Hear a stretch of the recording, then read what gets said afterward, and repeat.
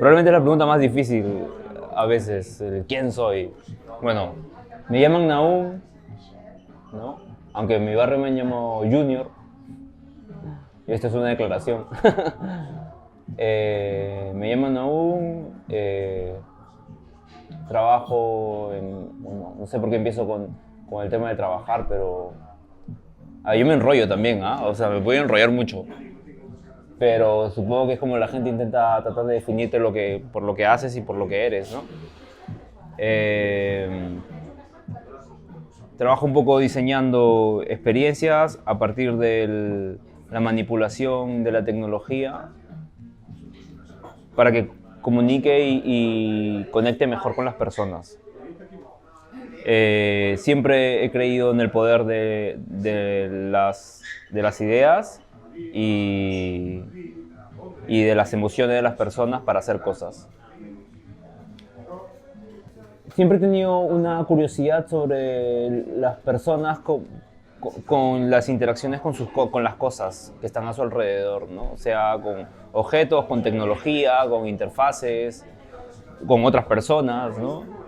Y siempre he creído que diseñando las experiencias o diseñando los procesos donde las personas aprenden o entienden cosas, se pueden lograr cambios positivos para las propias personas. Bueno, eso nace, yo creo que más que de haber estudiado algo, nace de mi historia más vinculada quizás ya me estoy saltando otra pregunta, ¿no? Pero mi historia más vinculada a mi familia y a las cosas que he visto desde muy pequeño y cómo he ido creciendo y con la gente que me ha ido influenciando a mi alrededor, ¿no? Sí, es básicamente eso, ¿no? Que, a ver, que claro, yo concretamente he venido trabajando mucho con las personas, con otras personas, por una cuestión de que quiero que haga más justicia en el cómo vivimos, ¿me explico? Entonces, todas las cosas que he venido haciendo o los proyectos que he ido desarrollando siempre han buscado esa justicia, por así decirlo, ¿no?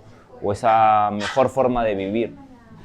Soy de Lima, pero de la selva.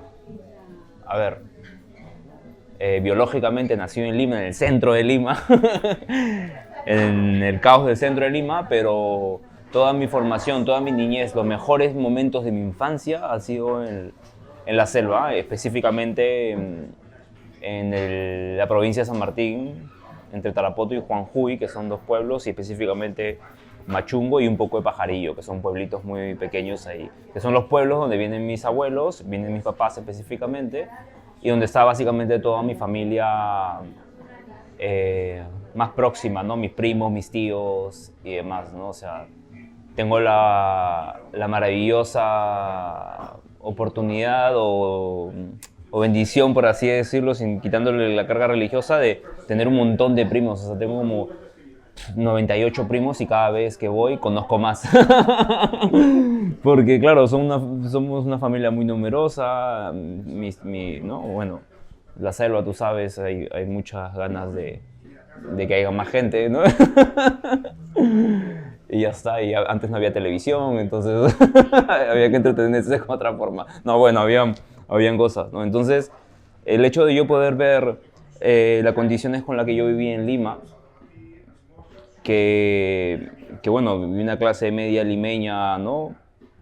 Ascendente, emergente, porque eran mis papás de la selva y demás, y contrastarlo siempre con la inmensidad de la selva, la naturaleza, de que mis padres me enseñen valores como el del compartir, el de siempre reír al final de una conversación y cosas como esas.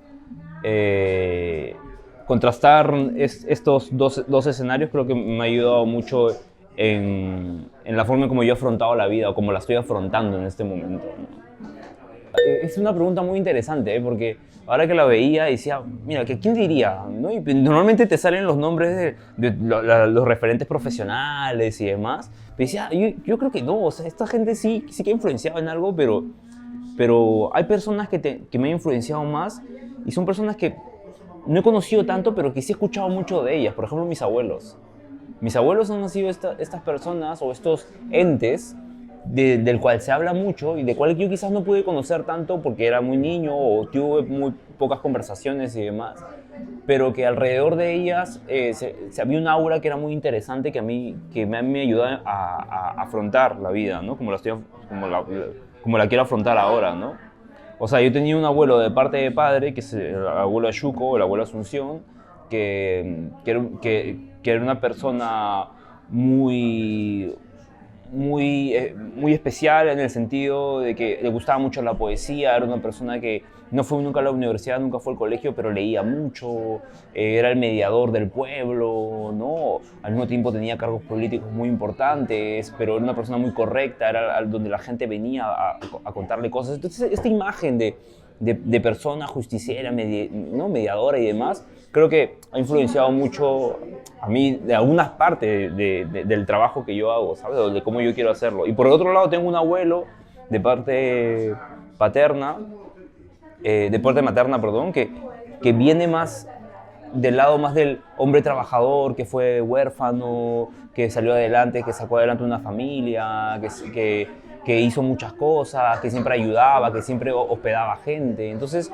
yo cada vez, en la medida que voy creciendo y voy entendiendo por qué soy así, o por qué hago estas cosas, o por qué esto me genera placer, o por qué esto me genera, ¿no? Goce, muchas veces encontraba coherencia con buenos valores o los valores que a mí me proyectaron como buenos, ¿me explico? Entonces, yo creo que de alguna manera esta forma de mirar el mundo, porque ellos están en un contexto donde están en la selva, y muchas cosas que a mí desde niño siempre me parecieron muy místicas, muy como historias, grandes historias, ¿sabes? Grandes relatos, ¿no?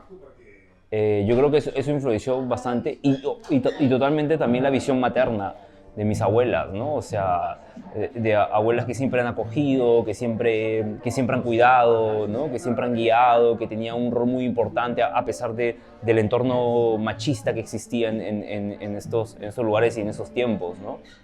Ese tipo de cosas yo creo que ha influenciado mucho en la forma en como yo me aproximo a un proyecto o un trabajo, en cualquier parte de mi vida, profesional, artística, humana, como pareja, como amigo, ¿sabes? Entonces, yo creo que esos son mis grandes mentores, si podría decirte de algún modo, ¿no? Es interesante, ¿no? Porque, o sea, son ellos en configuración con mis padres, que es algo que tampoco puedo dejar de lado, ¿no? O sea, mis padres también han sido, suena muy trillado, pero es así, o sea, influyen directamente y positivamente en mí, como negativamente también, ¿no? Hay muchas taras, ¿no? Sobre todo en mis masculinidades o en la forma en cómo he ido adoptando, ¿no? Mi relación con los otros, que son positivas pero también negativas, ¿no? Entonces también como son referentes de algún modo, ¿no? Yo sí creo que logro identificar los momentos claves en que han detonado ciertas cosas, ¿no? Por ejemplo, mi relación con la música es una relación muy intensa, muy fundamental en la forma en cómo concibo mis proyectos, mis ideas y todo, ¿no? Entonces, por ejemplo, la vez que me rechazaron de la banda de colegio, porque quería tocar la tarola, ¿no? Me rechazaron porque era muy chiquito. No, o sea, me acuerdo que fui a la audición, quise probar y ni siquiera me dejaron tocar, porque era muy chico nada más, ¿no? Porque claro, estaba en un colegio nacional donde existían ciertas normas, ¿no? Súper militarizadas y demás. Y me acuerdo que lloré tanto, o sea, salí llorando y decepcionado y frustrado de ¿por qué no me ha dejado ni siquiera tocar, ¿sabes? Ni siquiera me ha escuchado. Y me acuerdo que el más grande de la banda salió, el que tocaba el bombo obviamente, me decía, ¿quién te ha pegado? ¿Quién te ha pegado? No, que el profesor me ha dicho eso. Y él como que, hostia, uy, qué pena, ¿no? Como, guau, o sea, no podía hacer nada, no podía ir a pegarle al profesor, ¿sabes? Y sí. Bueno, y claro, y a partir de eso, mi negación con la música formal, por así decirlo, la música de banda y demás, me llevó a empezar a hacer música que no estaba catalogado como música o que era rechazada por la mayoría, que era tocar death metal, grindcore. Entonces me metí al mundo del hardcore, al mundo del underground, ni bien en el colegio a los 16 años, 17 años, tenía mi primera banda de grindcore death metal en el 2000 pico, cuando recién se hablaba, o sea, claro, éramos muy chicos y íbamos a estos conciertos metal en diferentes partes de Lima, y claro, pero partía de esa negación, ¿no? Y también el trabajo con el sonido que he venido haciendo, con el ruido y demás, viene de esa negación hacia la música formal. Por ejemplo, eso es un episodio, ¿no? Que partió del colegio, entonces no sé si ha sido resiliencia, pero ha sido lo que me ha llevado a hacer lo que he estado haciendo, ¿no? Sí, después episodios como, no sé, por ejemplo, la idea de ser responsable con los proyectos o responsable con las cosas que me dejan ha sido porque, claro, soy hermano mayor y siempre me encargaron a mi hermana menor, a Evelyn. Entonces, yo me acuerdo específicamente el momento donde mi mamá me decía, tienes que esperar a tu hermana que salga del colegio para que te la lleves a la casa, ¿no? Entonces, ya desde muy chico sentía responsabilidad por muchas cosas o por gestionar varias cosas, que ha sido positivo y negativo, pero claro, ha sido un momento clave, ¿no? O me acuerdo, claro, esta es una cosa, ¿no? Vincular la responsabilidad o la idea de que tú eres responsable de algo, ¿no? Otro momento creo que también me siento que ha impactado de alguna manera en la forma de cómo ver el mundo y demás, fue cuando la primera vez que llegué al pueblo de mi mamá, de Lima obviamente, ¿no? Yo tenía como 4 años y demás. Me acuerdo que, claro, llegamos de Lima a la selva, a Tarapoto específicamente, en un viaje de 4 días, en un bus muy desastroso, ¿no? Un bus que a las justas iba y cada rato paraba porque tenía un problema.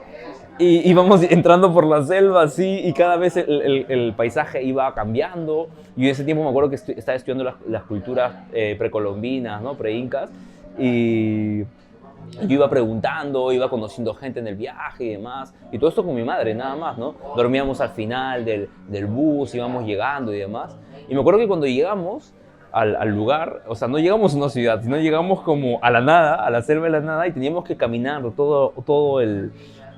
la parte del cerro, la falda del cerro para llegar al río. Y del río mi mamá gritaba como, Crover, que era, o no, Rister, que era mi tío Rister, que venía en una canoa a cruzar el río y nos llevaba. O sea, esto de niño, a los 5 años, fue como, wow, qué genial, era como un parque de diversiones, era algo muy distinto a mí y fue como o sea, este momento fue como la permisibilidad de descubrir, de buscar nuevos mundos, nuevos espacios, ¿no? Entonces yo creo que eso también han sido como momentos claves que he dicho, qué bacán se siente esto, ¿no? De descubrir nuevos mundos. Entonces, eso de descubrir nuevos mundos me ha llevado a muchas cosas, a conocer gente de distintas maneras, a conocer diferentes lugares, diferentes especialidades, disciplinas y demás, ¿no?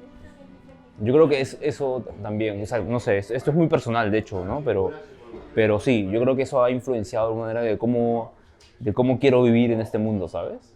Sí, yo creo que sí. Mira, es interesante, por ejemplo, sobre todo a nivel creativo, yo creo que sí, o sea, yo vivo en una casa que se ha ido construyendo poco a poco en la medida de que mis padres iban consiguiendo ingresos para construir, como todo el mundo construye en Lima, ¿no? Entonces fue piso por piso, ¿no?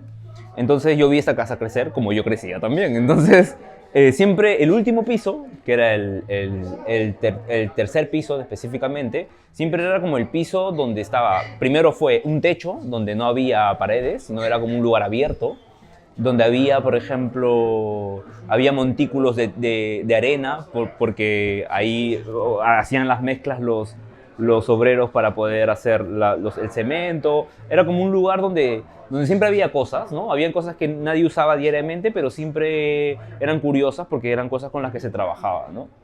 Entonces, claro, en este lugar, que era el tercer piso de mi casa, luego se volvió en un espacio plano porque ya se pudo construir un poco más. Y claro, en este espacio, que fue el mismo donde los obreros hacían sus mezclas y demás, Luego se volvió un espacio donde era como el almacén, como el lugar donde iban las cosas que nadie usaba o las cosas que querían botar. Entonces, para un niño y para mí fue un lugar como un laboratorio, ¿sabes? Fue un laboratorio donde yo descubría cosas. Por ejemplo, me acuerdo que ahí descubrí que era fumar. Me encontré una cajetilla, un paquete de cajetillas de cigarros y llevé ahí, probé que era fumar y no me gustó y a partir de eso nunca más fumé. Encontré muchas cosas de mis tíos, encontré hasta balas, o sea, encontré muchas cosas, así como libros antiguos, porque tenía muchos tíos que estaban vinculados a la Marina, a la Fuerza Aérea, entonces encontraba mucha información de aviones y cosas así que para mí eran muy interesantes de niño, más que mis juguetes que tenía abajo, ese era mi laboratorio, por así decirlo. Entonces lo curioso de este espacio es que este espacio se vuelve mi cuarto, se vuelve el piso donde yo vivo y donde yo empiezo a vivir en mi casa. Entonces se vuelve el cuarto, después se vuelve mi estudio, ahí empecé a grabar música, ahí empecé a grabar video, a hacer stop motion, a experimentar con cosas, ¿no? Porque siempre he sido curioso con las cosas que tenía a la mano. Y claro, y también en los últimos años se volvió un espacio donde invitaba a gente a dormir, porque venían músicos de afuera, porque siempre estaba vinculado a la música, y se quedaban a dormir. Entonces, finalmente, o sea, este espacio, este tercer piso de mi casa, se volvió como un laboratorio constante en toda mi vida. Ahora que luego, claro, cuando lo reflexionaba, ¿no? Entonces yo creo que este espacio sí fue crucial, ¿no? O sea, mi piso, la home noise, como yo la llamaba, era como, claro, el piso donde yo comía, donde yo dormía, donde yo follaba, donde yo, o sea, donde hacía todo, ¿sabes? Donde hacía amigos, o sea, no sé, es importante como espacio, ¿no? Interesante entenderlo como un laboratorio. Sí, sí, sí, sí, pero como un laboratorio que te acompaña todo el tiempo, no como por un momento específico, no para siempre, ¿no? O sea, pero ahora que estoy viviendo en otro lado ya es como, quizás es una de las cosas que más extraño, ¿no? Pero me daba cuenta que en realidad ese laboratorio de alguna manera estaba en mí porque eran las cosas que yo hacía con él. Ahora mismo hago trabajos de consultoría en cómo hacer interfaces, tecnologías más amables para las personas. Y eso va desde entender cómo alguien hace una tarea y cómo hacer que esa tarea que hace sea más fácil para ese, ¿no? O sea, hacer que los productos o que las interfaces o que las experiencias sean más usables, ¿no? Y eso enmarcado en un servicio, ¿no? Entonces, diseño de algún modo los servicios de cualquier cosa, de una plataforma, de una aplicación, de un restaurante, de una empresa y demás, ¿no? Entonces, en función a una alineación entre lo que la empresa quiere y las necesidades que quieren las personas, encuentro oportunidades para que dialoguen mejor, ¿no? Las máquinas con las personas. Básicamente hago eso a nivel diario, pero paralelamente trabajo mucho el sonido también como una experiencia, ¿no? El sonido como algo que está detrás pero encima de nosotros, o sea, detrás pero encima de nosotros, que nos está influenciando constantemente y de esa cosa invisible que claro, y eso es una constante investigación, ¿eh? O sea, siempre estoy investigando sobre cómo el sonido nos influye a nivel personal para tomar decisiones, para no tomarlas, ¿no? O para dejar cosas o para entender cosas o no entenderlas, ¿no? Entonces, claro, mi día a día está en eso, explorando mucho el sonido como fenómeno de experiencia y haciendo estas consultorías de diseño de servicios, experiencia de usuario y demás. Sí. Mira, yo creo que siempre todo lo que uno hace, consciente o inconscientemente, influye en las decisiones que uno toma, en lo que uno está haciendo en este momento, ¿no? Porque creo que es una tras otra. En ese sentido, creo que haber estudiado comunicación social en una universidad que me permitía poder escoger diferentes ramas de la comunicación, porque claro, hacer la comunicación es algo tan etéreo que tiene diferentes ramas desde marketing, desarrollo, periodismo, empresa y demás. Creo que sí ha influenciado mucho en esta visión transdisciplinaria que siempre trato de tener en mis proyectos, ¿no? Esta visión holística, de algún modo, ¿no? O sea, yo al momento o sea, yo fui a la universidad no porque quería, sino porque me decían que debía hacerlo, ¿no? Entonces, al ser yo el primero de varias generaciones, bueno, de toda mi generación en realidad, de ir a la universidad, porque claro, mis padres no fueron, porque se quedaron en el interín, porque no tenían las posibilidades y además mis abuelos tampoco. Mis abuelos obviamente que no, o sea, O sea, era el primero en ir. Entonces, yo lo sentí mucho como una responsabilidad, más que querer ir a la universidad. Sentí una responsabilidad de, vale, me están pagando esta parte de la universidad y tengo que ir y ya está. Entonces, yo me acuerdo que claro, la primera vez que intenté ingresar a la universidad no ingresé, porque obviamente venía de un colegio nacional donde la educación no era la más adecuada, o me frustré un montón y demás. Entonces, pude ingresar a la Universidad de Lima. Mis papás hicieron un esfuerzo para yo ingresar y yo lo sentía mucho como una responsabilidad, como un tengo que hacerlo, ¿no? Y no me arrepiento porque, claro, estar en la universidad me abrió un montón de mundos, sobre todo por los profesores que tuve, por las enseñanzas, por las lecturas que tenían, que me mandaban y demás. Entonces yo fui construyendo a mi modo y a mi gusto por dónde yo quería enfocar, ¿no? Entonces yo sabía que yo quería que la gente viviera mejor a partir de su interacción con el mundo, ¿no? O sea, que hacer puede sonar muy trillado, pero hacer un mundo donde la gente viva mejor, ¿no? Donde la gente esté mejor, básicamente, ¿no? Que tenga una mejor calidad de vida y demás. Y yo sabía que la comunicación era una herramienta muy importante, pero más allá de la comunicación era como cómo influenciar en las conductas humanas para que hagan mejor las cosas o tomen mejores decisiones, ¿no? Y claro, y entonces de alguna manera siempre he estado enfocado en cómo alrededor de las personas, cómo diseñar cosas para las personas que hagan que vivan en un mundo mejor. Y eso me llevó al tema de la experiencia de usuario, ¿me explico? Entonces, desde la comunicación, desde la publicidad, desde el diseño, desde el video, desde el audio, desde el sonido, siempre he estado como buscando eso, ¿no? Actualmente 2019, enero de 2019, vivo en Moncada y Reixac. Es un poblado que está a 25 minutos de Barcelona Centro, en España o Cataluña, según como lo veamos. Y ya está, vivo aquí porque, bueno, me enamoré de una catalana y ya está. Y el plan era estar en Perú, pero yo en Lima sentía que de dónde coger o aprender, básicamente, ¿no? Entonces preferí salir a otro lugar, a cualquier otro lugar, donde pueda conocer nuevos lugares o conocer nuevas personas, conocer nuevos referentes y hacer lo que me gusta, ¿no? Que es esto de la experiencia de usuario, del diseño de servicios y demás. Y así fue cuando vi la oportunidad de llevar un máster de arte sonoro aquí, en la Universidad de Barcelona, y ya está, y empecé a hacer proyectos, y empecé a hacer cosas, y ya está, y no he parado, o sea, no me ha dado tiempo ni siquiera de reflexionar si realmente, o sea, quería seguir estando aquí. O sea, bueno, ya estoy aquí y estoy haciendo cosas y me estoy divirtiendo y ya está. Entonces espero estar aquí por un tiempo y ya está, ¿no? O sea, estoy aprendiendo un montón y eso es lo que me da vitalidad, ¿no? O sea, porque lo que pasaba en Lima era que frecuentaba los mismos sitios, veía las mismas cosas y no es porque no buscaba, yo sí buscaba, te lo juro, iba siempre a lugares nuevos, intentaba buscar nuevo, pero siempre me encontraba con las mismas taras, con las mismas ideas, con las mismas, ¿no? Entonces, los espacios creativos, los espacios donde yo quería aprender o conocer nuevas personas, no estaban.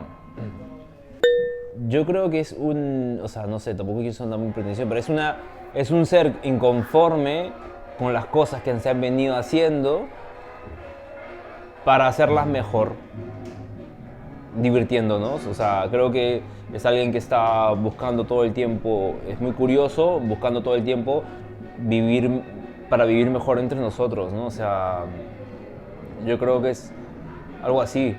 Sí, yo creo que es alguien así. Sí.